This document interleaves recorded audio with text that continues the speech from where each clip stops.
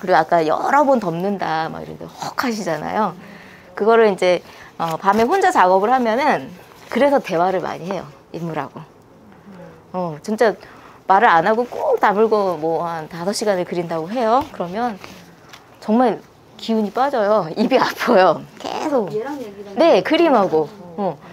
하다 보니까 너 눈이 조금 한쪽이 올라갔다. 너 좀 쏠렸네? 어디를 고쳐줄까?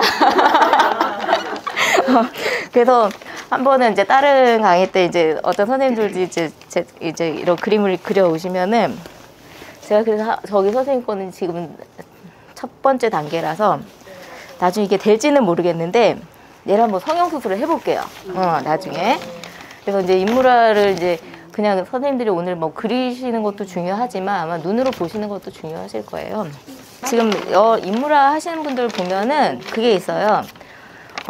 제가 이렇게 톤 차이는 나는 거는 저는 되게 그 묘사 전까지 굉장히 팍팍팍팍 들어가요. 왜냐면 제가 끝에 제가 정리를 할 줄 알기 때문에.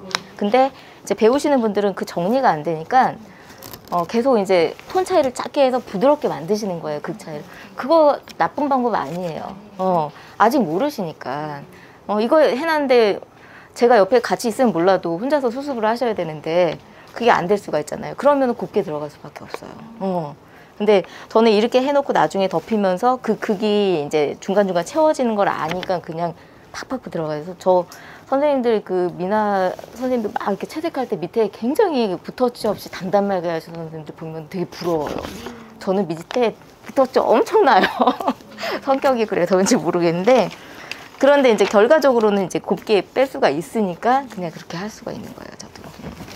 그래서 지금은 딱 단먹 단계만 해놓은 거예요. 그래서 여기서 저 중먹 단계 들어가면 이제 눈동자도 먹으로 색칠이 들어가고요. 그 다음에 가장 각먹 같은 경우에는 이제 눈동자 위쪽, 그 다음에 눈동자 안에 그 핵, 그리고 뭐 입 중에서 뭐 가장 포인트 되는 부분들 그런 데 찝어주는 게 이제 각먹이 들어가서 그 먹 단계에선 그 정도까지 더 들어가요. 근데 포수가 안 되는 포수 돼 있어요 지금. 네. 포수까지 된다고 이게 안 말라가지고 지금. 네. 한 번 정도 저는 포수를 아주 세게 하지는 않아요. 왜 그러냐면 너무 세면은 나중에 제가 이제 인물을 되게 많이 올리기 때문에 나중에는 너무 두꺼워져서 잘 안 올라갈 수가 있어요. 그래서 조금 약하게 하고 나중에 이제 물감을 쓰면서 이제 농도를 보고 거기에 이제 악유를 좀 더 추가하는 방식으로 하고 있어요. 그래서 뭐 약간 살짝 제가 뭐 그람수까지는 저도 그람수를 재고하지는 않아서 동물적인 감각이 강해가지고 저도 그래서 손으로 점성을 봐요. 그래서 약간 붙었다 떨어질 정도? 그 정도 해가지고 먼저 반수 처리를 해놓고 어쩔 때는 반수 처리도 안 할 때 있어요. 만약에 여백이 종이 자체가 여백이 되면은 반수 처리를 해요. 왜냐면 안 하면은 이 여백이 물감이 안 닿아 있고 그냥 여백 있는 것들이 보풀이 많이 생겨요. 나중에 이렇게 뭐 쓸리고 그러면. 그래서 한 번 정도 반수 처리를 해주는데 만약에 색깔 바탕이 들어가게 되면 그게 반수 포수랑 같이 들어가는 거예요. 물감하고. 그래서 한 번 끝내고 그 다음에 이제 본체색이 바로 들어가요. 그래서 밑작업 어쩔 때는 그냥 뭐 다른 게 돼 있으면은 채색이 만약에 제가 전체 채색이 들어갈 수도 있어요. 바탕이 아니면은 채색이 좀 강하다 그러면 얼굴 따로 바탕 따로 들어갈 수도 있어요. 그건 그때그때 제가 어떤 그림을 그리냐에 따라서 제가 이제 계획이 틀려지는 거죠.